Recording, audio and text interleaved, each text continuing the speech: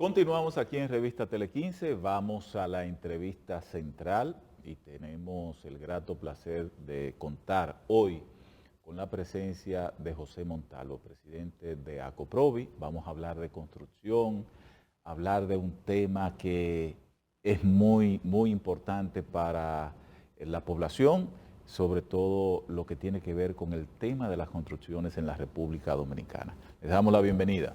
Buenos días, Jorge Montalvo. Muchas gracias, muy Jorge, buenos días. tengo José Montalvo. Jorge. Jorge. Bueno, porque tengo José. Muy buenos días y gracias a ustedes por la invitación. No, y le agradezco que haya venido tempranito Así es. a traernos orientación sobre lo que tiene que ver con el tema construcción, que es lo que pasa en la República Dominicana.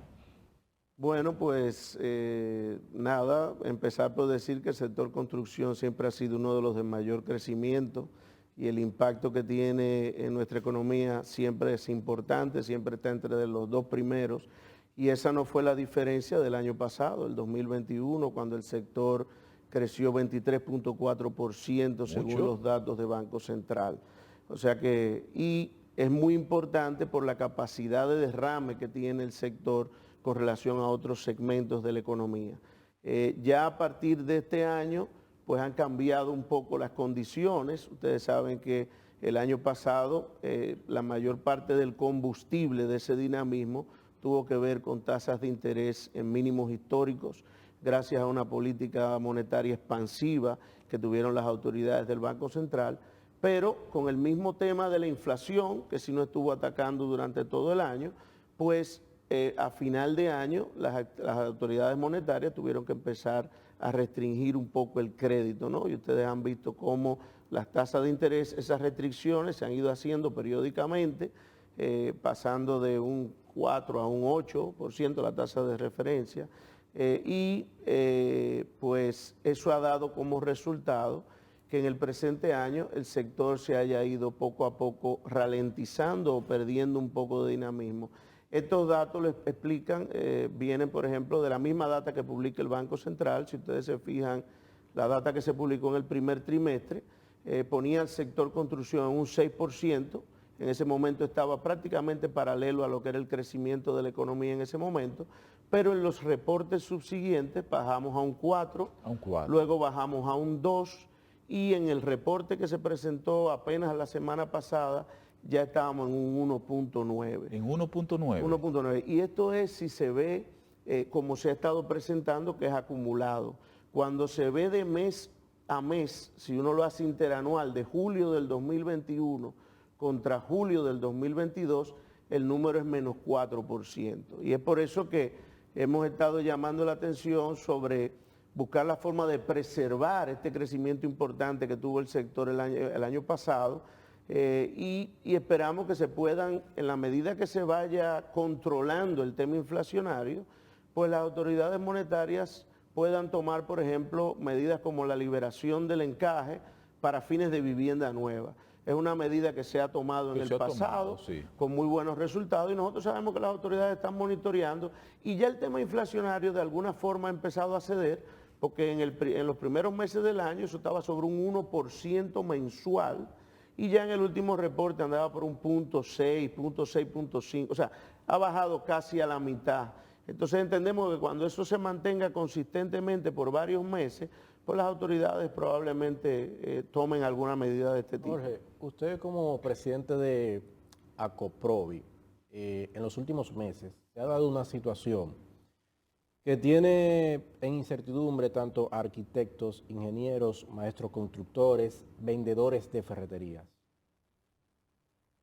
Aquí nosotros tuvimos la semana pasada al presidente de la Fundación Justicia y Transparencia. Él dice que los costos de materiales de construcción han aumentado a un 30%. Otros dicen, como lo son los arquitectos e ingenieros, que eso ha sido a un 100%, es decir, el doble y el triple de lo que costaban materiales de construcción para hacer, qué sé yo, un edificio, una vivienda, lo que sea. Pero a su juicio, ¿a qué se debe este aumento? Pandemia, inflación, guerra, Ucrania, Rusia, ¿Cuál es el? Mire, los datos que nosotros tenemos, inclusive vienen de la Oficina Nacional de Estadística, que es la ONE, que lleva el índice de costo de la vivienda. El índice de costo de la vivienda monitorea no solamente cómo aumentan los materiales mes por mes, sino también mano de obra y otras variables. Y ese índice indica que desde inicio de la pandemia, estamos hablando de marzo del 2020, hasta ahora ha aumentado el metro cuadrado de construcción, que no es lo mismo que materiales, ha aumentado un 40%, cerca de un 40%. Imagínense ustedes el impacto que esto tiene. Eso ahí incluye que haya materiales que se hayan disparado, ciertamente más de un 100%, y materiales tan importantes para el sector como el caso del acero, la varilla y el cemento, que probablemente se hayan disparado entre un 70%, más o menos 70% uno, 60% el otro. Yo creo que la luz al final del túnel, porque esto se debe a múltiples factores, se debe a factores, por ejemplo, durante todo el proceso, quiero decir, porque estamos haciendo un recuento de todo este tiempo. En un momento de disrupción logística, tuvimos inconvenientes con el comercio internacional, los fletes se dispararon en más de un 400%, sí. Un flete de China pasó de menos de $2,000 a $22,000. Había veces que inclusive lo que se pagaba de transporte era mayor que lo que contenía el furgón, ¿no? Entonces, por otro lado, tú tienes que la crisis en Ucrania, producto de la guerra, pues entonces disparó también materias primas y tuvimos a principios de año un movimiento de materias primas hacia la alza muy importante. Ahora, ¿cuál es la esperanza? ¿Cuál es la luz al final del túnel? Que por ejemplo en casos como el acero, la materia prima que usa la varilla, que se llama la palanquilla, ha estado descendiendo de manera consistente en los mercados internacionales. Esto aún no se ha traducido en una reducción de precio a nivel local, y es algo que nosotros esperamos que suceda tan pronto como este mes, porque hemos tenido acercamiento con el sector, el productor nacional, y también hemos tenido acercamiento con los importadores de acero, y la perspectiva es que este mes pueda haber reducciones, y ojalá que sean importantes. Sí, pero Montalvo, hay algo, por ejemplo, entendemos la parte de la importación, que lógicamente tiene un componente que además del costo del producto, tiene un costo de transporte y que eso hay que sumárselo. Pero localmente, porque el público nuestro es un público muy llano, que tenemos que darle la información de igual manera. El cemento no lo importamos, lo producimos aquí. ¿Cuánto valía una funda de cemento a enero? ¿Cuánto vale una funda de cemento hoy? Bueno, ha habido alzas importantes en el cemento. En ese periodo de tiempo, le decía, desde el principio de la pandemia, una funda de cemento costaba 280 pesos. A enero. Al principio de la pandemia. De la pandemia. Y ahora sobre los 440 pesos, o sea, más de casi el doble, ¿no? Entonces, ciertamente, ahí hay temas que hay que evaluar, hay que ver, porque como usted dice, es un tema, no es importado. No es importado. Sí hay una parte que tiene que ver, que sí se ha disparado un poco quizá, pero yo creo que los aumentos más importantes vinieron previo a eso, que es el tema del combustible que usan, que es el coque, que es un combustible especializado para el tema del cemento, pero ciertamente al final el cemento es energía, o sea, el cemento es quemar caliche, básicamente, o sea, entonces ciertamente hay factores que ahí yo creo que obedecen tal vez más a un posicionamiento a nivel regional y ese tipo de cosas, pero es otro componente que debería ceder. Igual los componentes importados, porque aparte hablábamos de la materia prima del acero, pero tú tienes que esos fletes que llegaron a costar $22,000, hoy se hacen negociaciones por $12,000. Entonces, eso tampoco se ha traducido en una rebaja de los materiales a nivel local. Y debe traducirse claramente, porque fue una de las cosas que tuvo mayor impacto en las alzas que tuvimos durante todo este proceso. O sea que yo pienso que es un momento de sensibilización a los actores, de que entiendan que si eso no se logra en una situación como la que tenemos, pues esa ralentización del sector va a continuar y eso va a ser peor para todos, ¿no? Porque se necesita un sector construcción y sobre todo construcción de vivienda, que representa más del 80% de lo que es la construcción, que sea dinámico y que se mantenga activo. Y más en un momento como el que estamos, que ustedes saben que, por ejemplo, más que en otro momento, autoridades y sector privado estamos en un mismo barco porque están los planes de vivienda social. Sí. Y los planes de vivienda social necesitan estabilidad y necesitan estabilidad para que el sector privado participe en ello, porque son segmentos donde un aumento de 1,000 pesos en una cuota de banco puede ser la diferencia entre que usted pueda acceder o no a una vivienda. Entonces, esto hay que verlo con mucho detenimiento y ponerle asunto a ese tema. A eso iba, Jorge. Daniel dijo algo detrás de cámara muy importante. A pesar de esos aumentos de esos materiales para la construcción, nosotros vemos que se siguen construyendo edificios, siguen construyendo torres. Mire detrás de nosotros. Mire detrás de nosotros. Sigue creciendo hacia arriba. En este tipo de desarrollo. Pero para una familia de clase media baja, que son las que más sufren, Claro. ¿se le hará imposible en estos tiempos construir una vivienda? Mire, hay el sector, las autoridades tienen a mano medidas que pueden ayudar a que este tema de vivienda de bajo costo, vivienda de interés social pueda seguir siendo asequible. Una de ellas es, por ejemplo, el tope de la vivienda de bajo costo. Y esta fue una de las medidas más importantes que se tomaron el año pasado. El año pasado el tope de la vivienda de bajo costo, que es lo que califica hasta dónde es una vivienda de bajo costo, se aumentó y hubo inclusive que llevarlo al Congreso. Y esta medida que nosotros habíamos estado solicitando, inclusive tuvimos la oportunidad de presentárselo al propio presidente de la República a principios del 2021, pues inmediatamente se puso en ejecución, pero eso llevó un proceso. Llevó un proceso porque pasó por el Congreso y esto finalmente se materializó para noviembre del 2021. Entonces, ¿qué sucedió? Que la inflación se tragó una gran parte de lo que fue ese ajuste que se hizo. Entonces, ¿qué nosotros hemos estado abogando últimamente?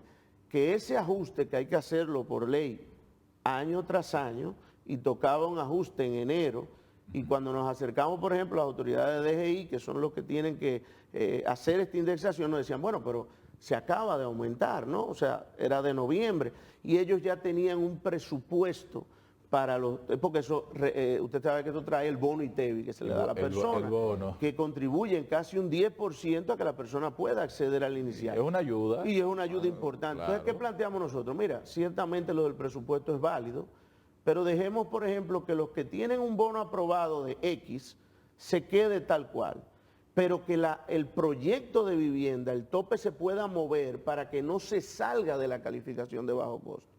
Porque entonces, si no, el promotor que está desarrollando tiene una camisa de fuerza, no puede hacer ningún tipo de ajuste y sencillamente el proyecto va a salir de la calificación. ¿Y qué va a traer como eso? Que muchísima gente que está accediendo a esos proyectos gracias al bono ITEVI y a otras facilidades, entonces se queden fuera. Entonces, yo pienso que hay medidas que se pueden tomar. Hacer un ajuste del tope, pero tú decir, mire, su bono se queda hasta donde usted lo tenía, porque es el presupuesto que teníamos. Y al final yo creo que eso va a contribuir a que esas personas puedan seguir accediendo a la vivienda y que esos promotores puedan seguir desarrollando estos proyectos. Y esto es lo que hay que procurar que se mantenga en este momento, la dinamización, porque nosotros ahora mismo lo que estamos viendo son proyectos que ya estaban en ejecución. Y acuérdense que un proyecto dura hasta 2 años y pico. Entonces, ¿qué es lo que no podemos y qué es lo que está viendo Banco Central y por qué arroja esa data? Porque ya empieza a haber menos movimiento, o sea, ya hay menos compra de material, se va ralentizando poco a poco y esto lo sienten los mismos productores nacionales. O sea, esto es lo que hay que preservar y yo creo que están las condiciones y están las herramientas para que eso sea posible. Montalvo, le voy a hacer una pregunta como si fuese un televidente, como lo haría el televidente. Yo compro en plano un apartamento, proyecto que durante el tiempo, como usted bien señala, un proyecto puede durar 2 años para terminarse y entregar, ¿verdad? Que en ese tiempo, por un tema de ahorrarme un dinerito, tener la facilidad de abonar lo más que pueda a ese proyecto para acceder a un financiamiento con el menor monto posible, porque esa es una posibilidad. Ok, vamos a suponer que mi apartamento cueste 7 millones de pesos, vamos a ponerle un monto, 7 millones. Y yo en esos 2 años, la meta que tengo es abonarle 4 millones, qué sé yo.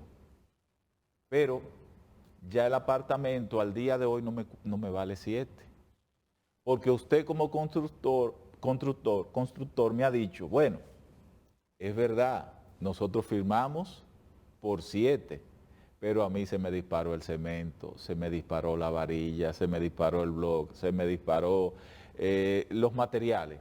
Yo tengo que aumentarte un 10% a ese monto, ¿verdad?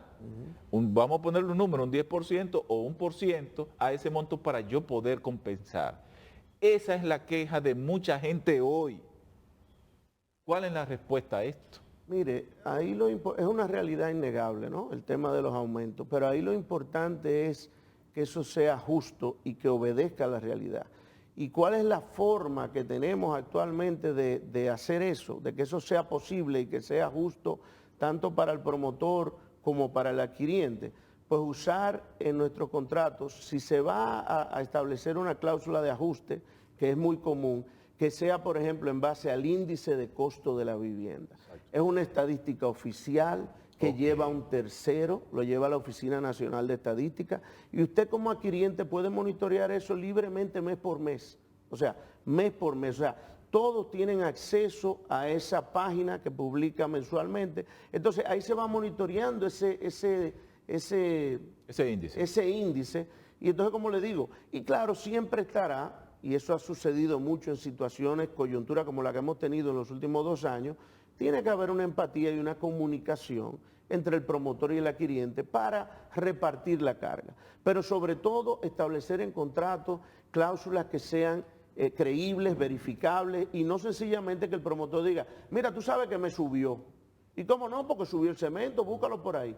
No, o sea, hay que tratar, no, mira, inclusive explicarlo al principio, ¿no?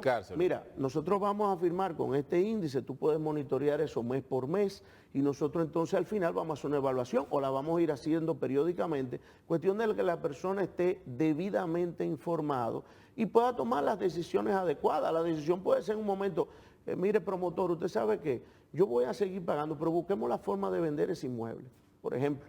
O sea, yo sé que usted tiene otros clientes, a mí se me ha estado complicando, estoy viendo que está subiendo de manera importante, quizás podamos. Y todas esas cosas con tiempo y con comunicación y empatía de ambas partes son temas que se pueden resolver. Jorge, similar a lo que preguntó Daniel, está pasando mucho que constructoras, es decir, una persona va y compra en plano para su proyecto de vivienda 2, 3 años más adelante.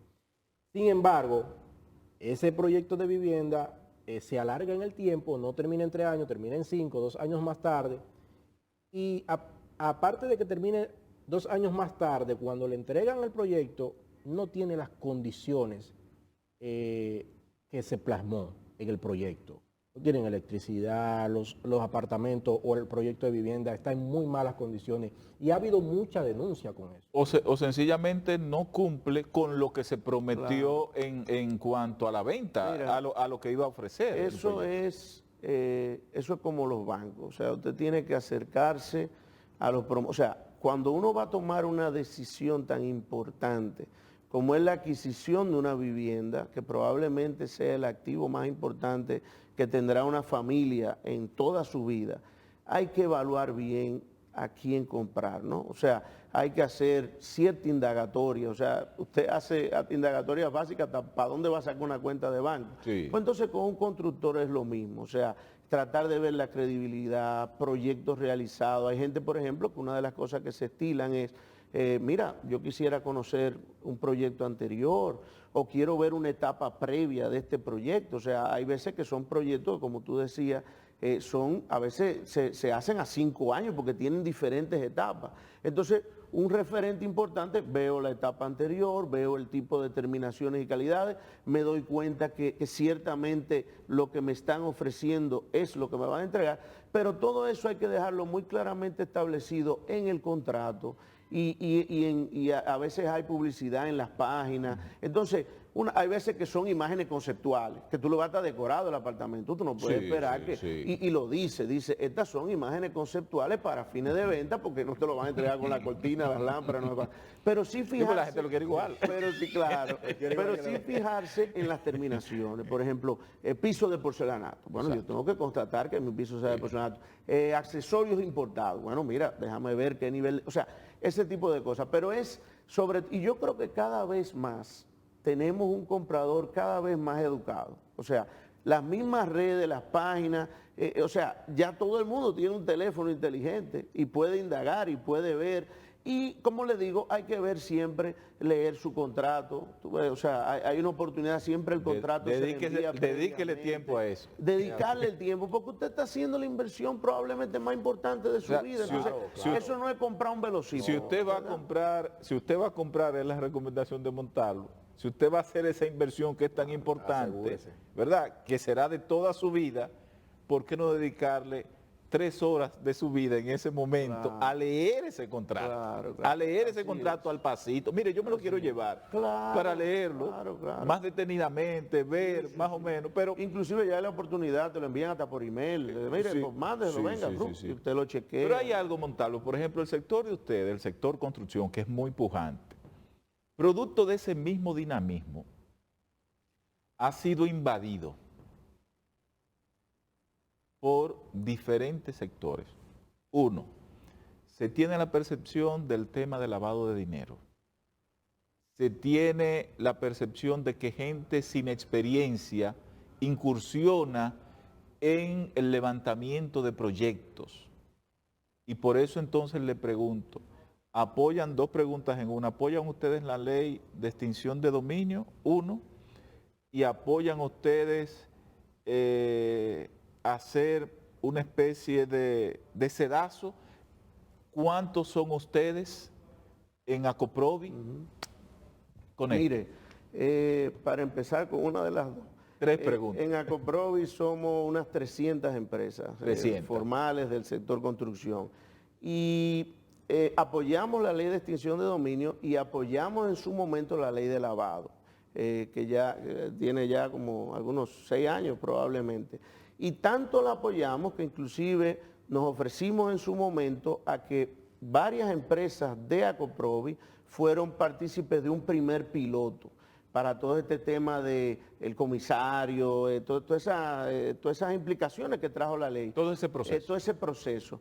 Y nos hemos mantenido ofreciendo a nuestros asociados las herramientas adecuadas para que puedan estar al día con todos esos temas, ofreciendo capacitaciones periódicamente. Hace apenas 1 mes, 2 meses se ofreció una capacitación que son, de acuerdo a la ley, hay que hacerlas. O sea, no es solamente que tú quieras, sino que tú tienes que tener en tu empresa el referente de que has hecho esa capacitación. O sea que en ese sentido apoyamos todo este tipo de normativa que lo que buscan es al final protegernos como sector. Esa es la realidad, ¿no? O sea que por eso la apoyamos. Y en el otro caso, ciertamente hay profesionales de muchas áreas que pueden incursionar en el sector a nivel de inversionista, y eso está bien. O sea, está bien que usted, mira, yo voy a invertir, un médico, un empresario de cualquier tipo, invierte en construcción. Bueno, muy bien. Ahora, usted lo que tiene que tener es el personal adecuado para hacer eso. O sea, si usted va a hacer eso y usted sometió, y eso no en la formalidad sucede así. ¿Por qué? Porque usted tiene que llevar unos planos al Ministerio de la Vivienda en el que pasa por profesionales de la estructura, profesionales eléctricos, sanitarios, no sé qué, y se hace toda una depuración de ese proyecto. Y luego en sus obras usted tiene que tener el personal capacitado. O sea que yo en ese sentido estoy de acuerdo con que las instituciones públicas hagan las verificaciones que tengan que hacer para que todos los proyectos tengan toda su permisología adecuada. Y si tiene su permisología adecuada, es muy probable y es casi seguro que estén siendo llevadas por profesionales del área, que es como debe ser. Bueno, agradecemos a Montalvo, Jorge Montalvo, presidente de Acoprovi, haber estado con nosotros, traernos las orientaciones que andábamos buscando. Claro, porque como bien él habla, es una inversión muy importante. Su primera vivienda o su segunda vivienda es una inversión y a la cual tenemos que prestarle mucha atención. A ustedes también les invitamos para que mañana estén con nosotros en otra propuesta de la revista Tele 15. Pasen todos buenos días. Bye bye.